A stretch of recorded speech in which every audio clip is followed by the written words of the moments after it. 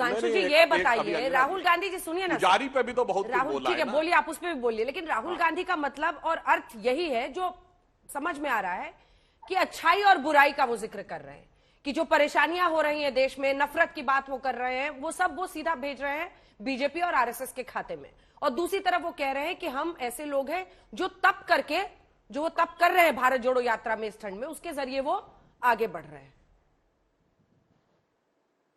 हाँ, हम इनसे बात कहना चाहेंगे। हाँ। जो ये कहने का प्रयास कर रहे हैं तब कर रहे हैं जनाब, 100 वर्षों से आपका तप देख रहे हैं और 100 वर्षों से हमारा संघ का तप देखिए। मोतीलाल नेहरू जी का जलवाए जलाल, ये 2023 है ना, 1923 में, यह बात तो राशिद किदवई जी को भी पता होगी। नाभा की जेल में नेहरू जी गए तो उनके लिए फल, अच्छा खाना, खानसामा, कपड़ा, सबकी व्यवस्था की गई। उसके बाद से क्या कहा जाता था, नेहरू जी के कपड़े धुलने जाते थे, कितना बढ़िया तप होता था। पेरिस में कपड़े धुलने जाते थे, कैम्ब्रिज के हर दरवाजे के ऊपर एक एक गाड़ी खड़ी रहती थी। फिर राजीव गांधी जी के जमाने में कितना बढ़िया तप था कि यहां से कॉर्बेट नेशनल पार्क तक वो गाड़ी ड्राइव करने का शौक था तो सब तरफ ट्रैफिक ब्लॉक कर दिया जाता था। लक्षद्वीप में जाते थे छुट्टियां मनाने के लिए, और यही महान तपस्वी अभी कुछ दिन पहले तक तो हर 6 महीने के बाद छुट्टी मनाने विदेश में जाते थे। जनाब, इतनी जल्दी जनता नहीं भूलती कि आप एक चीज कहेंगे तप, और आपके सारे पीछे के परंतप जो हैं लोग भूलते चले जाएंगे। ये इतना आसान नहीं है। तपस्या वो है जो 100 वर्षों से संघ ने करके दिखाई। 4 पीढ़ी से हजारों हजार लोगों ने अपना घर परिवार छोड़कर, इदम न मम इदम राष्ट्राय स्वाहा, तेरा वैभव अमर रहे मां, हम दिन चार रहे न रहे, कह के अपना सारा जीवन लगाया और भारत की उस जनता को सही दिशा दिखाया। संगीत रागी जी को ध्यान होगा, संघ का एक गीत था जो हम लोगों ने बचपन में गाया है, हम केशव के अनुयायी हैं, हमने तो बढ़ना सीखा है। उसकी एक पंक्ति थी, अंधकार में बंधु भटकते, पंथ बिना व्याकुल दुख सहते, पथ दर्शक दीपक बन तिल तिल, हमने तो जलना सीखा है। चाहे नॉर्थ ईस्ट में आतंकवाद से मुकाबला हो, कश्मीर में मुकाबला हो, नक्सलियों से मुकाबला हो, क्रिश्चियन मिशनरीज की मुकाबला हो, प्राणों की आहुति देके किया, अन्यथा तो आज भारत का सारा ट्राइबल समाज कन्वर्ट हो गया होता, क्या क्या नहीं हो गया होता। श्यामा प्रसाद मुखर्जी जी के बलिदान से लेके आज तक तपस्वियों की परंपरा हमारी तरफ है, और बाकी युवराज बिगड़ा हुआ जिसे सत्ता चाहिए वो आपकी तरफ। ठीक है, थोड़ा सा रुक जाइए अभय जी, एक बार इन दोनों से कमेंट ले लूं, उसके बाद से आप दोनों आपस में भिड़ते रहिएगा। जरा ये बताइए रागी जी पहले से ही हंस रहे हैं। नहीं, जो आखिरी लाइन थी उसकी, उन्होंने कहा कि हमने तो जलना सीखा है, लेकिन कांग्रेस और राहुल गांधी आरोप लगाते हैं कि आपने जलाना शुरू कर दिया है। वो कहते हैं देश में धर्म के आधार पर आप लोगों को झोंक रहे हैं। देखिए, आपने हमसे सबसे पहले पूछा क्यों आप हंस रहे हैं। मैं इसलिए हंस रहा हूं कि मुझे लगता है जब राहुल गांधी जब उनका सुनते हैं, उनकी वीडियो देखते हैं, तो मुझे लगता है Rahul Gandhi is a complete cinema, जिसमें फुल इंटरटेनमेंट उनके लिए। यदि कोई एक वाक्य उनके लिए दिया जाए, टैगलाइन दिया जाए, तो राहुल गांधी फुल इंटरटेनमेंट है अपने आप में। उनको सुन करके देखिए, राहुल गांधी पर यदि आप गंभीरता से बहस करेंगे तो आप बहस को गिरा देते हैं। राहुल गांधी की बातों पर मुझे तो कभी कभी दया आती है कांग्रेस के प्रवक्ताओं पर। बेचारे अभय दुबे जी बड़े बहुत पढ़े लिखे व्यक्ति हैं, लेकिन जिस भाषा में राहुल गांधी को, जिस विराट रूप में राहुल गांधी का उन्होंने उनके वक्तव्य को शायद राहुल गांधी जो नहीं सोचे होंगे उसकी भी व्याख्या उन्होंने कर दी। तो मुझे कई बार लगता है कि इनके प्रवक्ताओं को कितनी दिक्कतें होती होंगी। दूसरी बात, इन्होंने एक बात अभय दुबे जी ने बहुत अच्छी कही, कहा जब नास मनुज पर छाता है पहले विवेक मर जाता है। वाकई नास तो राहुल गांधी पर विवेक तो लगता है कुंद है ही। मुझे लगता है जिनके साथ वो लेकर के चलते हैं, जिन वामपंथियों के घेरे में आकर के और एनजीओ के घेरे में आकर के वो रोज राहुल गांधी जो आरएसएस को गाली देते हैं। एक चीज आपको और बता दूं, जो भी पार्टियां, जिन पार्टियों ने राष्ट्रीय स्वयंसेवक संघ को गाली दी है वो राजनीति के हाशिए पर चले गए हैं। इनकी दादी भी राष्ट्रीय स्वयंसेवक संघ को गाली देना बंद कर चुकी थी। एक चीज आपको बता दूं, ये जानकारी के लिए आपको बता दूं, और जब राहुल गांधी और जब कांग्रेस पार्टी राष्ट्रीय स्वयंसेवक संघ को गाली देती है, उन्होंने कहा ना, कोई बुजुर्ग आरएसएस का स्वयंसेवक भी जिन्होंने अपने खाकी निकर को कहीं रख दिया होगा, वो भी ढूंढ करके अगले दिन शाखा में आ जाता है। यानी कि हम उनसे ज्यादा ताकतवर है। और क्या तपस्या है, बनवासी कल्याण आश्रम 44,000 गांवों में काम करती है। कांग्रेस का एक संगठन जरा बताएगा? सेवा भारती जो है मलिन बस्तियों में जाकर के काम करती है, उनके एम्पावरमेंट के लिए काम करती है। कभी इनको पता है? जो एकलव्य विद्यालय चलाते हैं, जहां पर जाकर कोई एक संस्था इस भारत का अंदर किसी भी क्षेत्र से आप ले कोई ऐसा काम कर, 4.5 लाख से भी ज्यादा सेवा के प्रकल्प चलते हैं, 4.5 लाख से। और उसके बारे में आप क्या क्या, अरे पुजारी को लेकर के, तपस्वी को लेकर के, रामकृष्ण परमहंस क्या थे भाई? वो भी तो पुजारी, मां भक्त के, मां काली के पुजारी ही थे। ठीक है राशिद जी, एक पॉलिटिकल एनालिस्ट के तौर पर और कांग्रेस पार्टी को इतने करीब से समझने के आधार पर एक सवाल आपसे पूछ रहे हैं, क्या वाकई राहुल गांधी को फायदा हो रहा है इस भारत जोड़ो यात्रा से? क्या उनकी शख्सियत, उनके इमेज में, छवि में एक बहुत बड़ा परिवर्तन हो रहा है? हमने बीते दिन भी सुना शरद पवार ने कहा कि वो विपक्ष को एकजुट करने में कामयाब हो सकते हैं, लेकिन क्या दूसरी तरफ एक के बाद एक उनके जो बयान आ रहे हैं जिनको लेकर बीजेपी अट्टहास कर रही है, क्या उससे वो ज्यादा एक्सपोज हो रहे हैं? दोनों तरफ किसका पलड़ा आपको भारी दिखता है? क्योंकि कई बार वो कहते हैं आप जिसे देख रहे हैं वो राहुल गांधी नहीं है, राहुल गांधी मर चुका है, मतलब आप धर्म को पढ़िए तो आप समझिएगा राहुल गांधी नहीं है। कई बार वो कहते हैं कि ठंड को लेकर वो कुछ बयान देते हैं। कई बातें उनकी ऐसी है जिसको लेकर बीजेपी उनके खिलाफ सोशल मीडिया पर पूरी मुहिम छेड़ देती है मजाक उड़ाने की। फायदा या नुकसान? राशिद जी।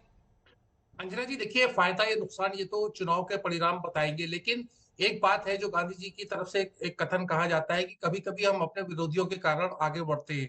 राहुल गांधी ने अपने जो व्यक्तित्व दे रहे हैं, जो बयान कह रहे हैं, उससे एक तरीके से खलबली मची हुई है। आज हम इस बात पे चर्चा कर रहे हैं कि पुजारी कौन और तपस्वी कौन, यही मुझे लगता है कि राहुल गांधी की एक उपलब्धि है कि उन्होंने कांग्रेस में भी, देखिए अंजना जी, एक सोच पैदा हो गई थी कि हमें भाजपा की एक बी टीम बननी है। जिस तरीके से अभी ए.के. एंटोनी ने और पी चिदम्बरम वगैरह ने कहा था, एक सॉफ्ट हिंदुत्व की बात कर रहे थे, या ये होना था कि मेजॉरिटी कम्युनिटी का साथ लेके या उनके बिना, उनके प्रभाव के बिना या उनको साधे बिना कांग्रेस का कोई अस्तित्व नहीं है। तो राहुल गांधी एक ऑल्टरनेटिव है। कांग्रेस के लिए भी एक चिंतन और एक गंभीर विषय है कि क्या आस्था को लेकर के इस तरह का पब्लिक डिस्कोर्स होना चाहिए।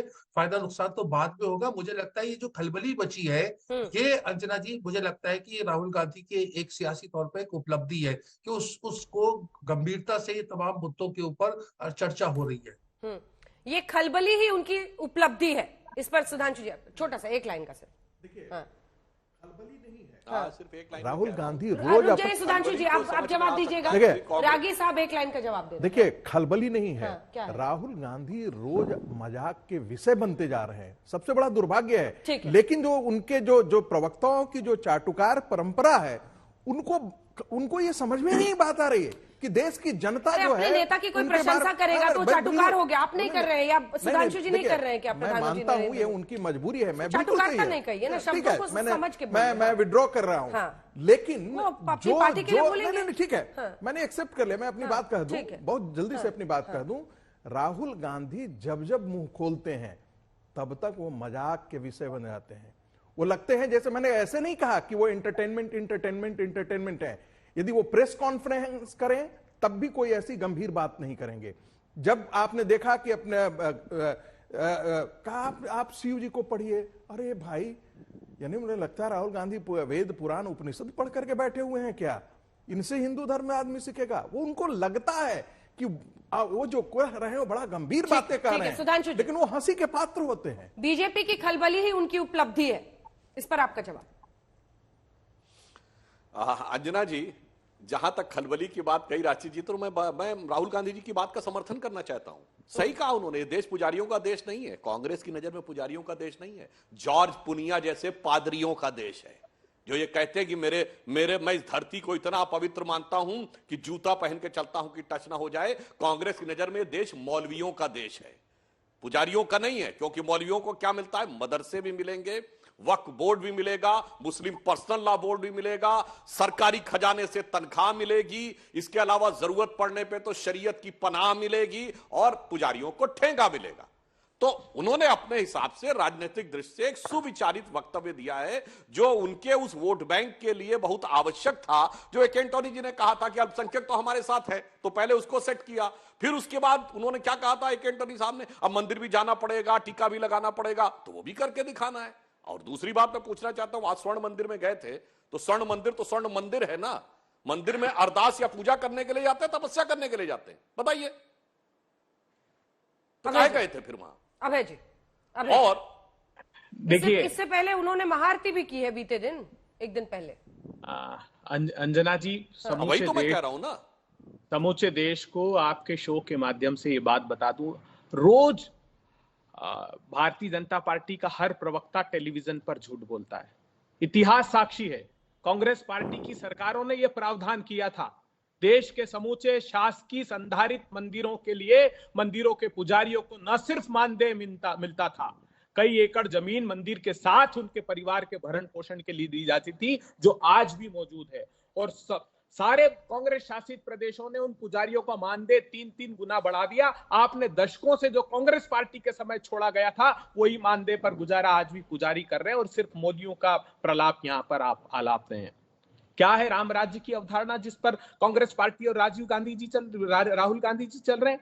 जासु राज प्रिय प्रजा दुखारी, सोई नृप अवसि नरक अधिकारी। जिस राजा के राज में प्रजा को दुख भोगना पड़े, वो नरक का अधिकारी होता है। भगवान प्रभु श्री राम के मूल मंत्र क्या थे उस कुल के? वचन की मर्यादा और न्याय। आप रोज वचन तोड़कर सत्ता का भोग करते हैं, और न्याय जिसके साथ कांग्रेस पार्टी खड़ी रही। आप मंदिर का आरोप कांग्रेस पार्टी पर लगाते हैं। कांग्रेस पार्टी ने कहा था हम राम राज्य के न्याय की मर्यादा के साथ खड़े हैं, जब भी न्यायालय फैसला देगी हम उसको आत्मसात करेंगे। आपने क्या कहा देश को? आपने 90 के दशक में कहा कि हमें सत्ता दे दीजिए, कोई न्यायालय राम जी के मंदिर की आस्था का फैसला नहीं कर सकती, सत्ता दो, मंदिर दे देंगे। जब सत्ता दी तो कहा गठबंधन की मजबूरियां हैं, पूर्ण बहुमत दीजिए। आज मंदिर कैसे बना? आज मंदिर न्यायालय के निर्णय से बना। क्या भूल गए 1998 अटल बिहारी वाजपेयी जी तमिलनाडु गए थे और तमिलनाडु की सभा में कहा कि मैं अन्नादुराई का स्वप्न साकार करने आया हूं, सेतु समुद्रम परियोजना अर्थात राम सेतु तोड़कर रहूंगा। ना सिर्फ तोड़ने का संकल्प लिया, बजट में 2000-2001 में प्रावधान कर दिया, 4.5 करोड़ रुपए का पहला बजटरी प्रोविजन आपने किया। आपने क्या कहा सदन में? माता सीता के पैदा होने के कोई ऐतिहासिक प्रमाण नहीं है। आज राम सेतु को भी आपने नकार दिया। तो आप ये छद्मवेश धारण मत करना बंद कर दीजिए। कांग्रेस पार्टी भगवान प्रभु श्री राम की न्याय की मर्यादा के साथ खड़ी है। कांग्रेस पार्टी हिंदू धर्म की और सनातन धर्म की उस मर्यादा के साथ खड़ी है जिसमें भगवान शंकर जब हिंदू धर्म को प्रतिबिंबित करते हैं तो समुद्र मंथन के दौरान कालकूट नाम के विष को कंठ में धारण करते हैं ताकि सृष्टि का नाश बचाया जा सके। आप विश्वमन करके सांप्रदायिक उन्माद फैलाकर सिर्फ सत्ता चाहते हैं। भगवान श्री कृष्ण की तरह हिंदू धर्म को कांग्रेस पार्टी अपनाती है, जो चीर को प्रदान करते हैं। चीर हरण करने वालों के साथ भारतीय जनता पार्टी की तरह कांग्रेस पार्टी नहीं खड़ी रहती। राहुल गांधी उनके न्याय की लड़ाई लड़ते हैं, सुधांशु त्रिवेदी जी। इसीलिए तो राहुल गांधी जी कहते हैं कि उस प्रशस्त मार्ग पर मैं चलना चाहता हूं। मैं राष्ट्रीय स्वयं सेवक संघ से पूछना चाहता हूं, आपने गान की बात की, एक 10 सेकंड, आपने बड़े बड़े गान की बात की। मैं चुनौती देता हूं, 1947 के पहले वंदे मातरम का उद्घोष आपके कंठ में होता तो आप बर्तानिया की जेल में होते। जब मातांगी हाजरा वंदे मातरम का उद्घोष 1942 में कर रही थी और 5-5 गोलियां तामलुक जिले में बंगाल में खाई, तब श्यामा प्रसाद मुखर्जी फजलुल हक के साथ सरकार में बंगाल की ये प्रस्ताव दे रहे थे कि आजादी के आंदोलन को 1942 की कैसे कुचलना है। वीर सावरकर सिंध प्रांत में और नॉर्थ वेस्ट फ्रंटियर में मुस्लिम लीग के साथ साझा सरकार चला रहे थे और वहां प्रस्ताव पारित हुआ अलग पाकिस्तान बनाने का। पाकिस्तान का प्रस्ताव जिन लोगों ने पढ़ा उनके साथ भी आपने सत्ता चलाई। हमें अब इस बात का आप उदाहरण मत प्रस्तुत करिए। राहुल गांधी जी ने कहा है कि सभी संस्थाओं, सभी जो राजनीतिक दल हैं उनके प्रति मेरी आस्था है, लेकिन वो रास्ता दिखाना चाहते हैं, वो प्रशस्त मार्ग देना चाहते हैं। आप उनकी आलोचना जितनी चाहे करिए, मगर वो अपने मार्ग से डिगेंगे नहीं। उनका दृढ़ संकल्प है, वो सत्ता के भोग के पीछे नहीं जा रहे हैं। वो चाहते हैं कि अंतिम पंक्ति में खड़े हुए लोगों को न्याय मिल जाए।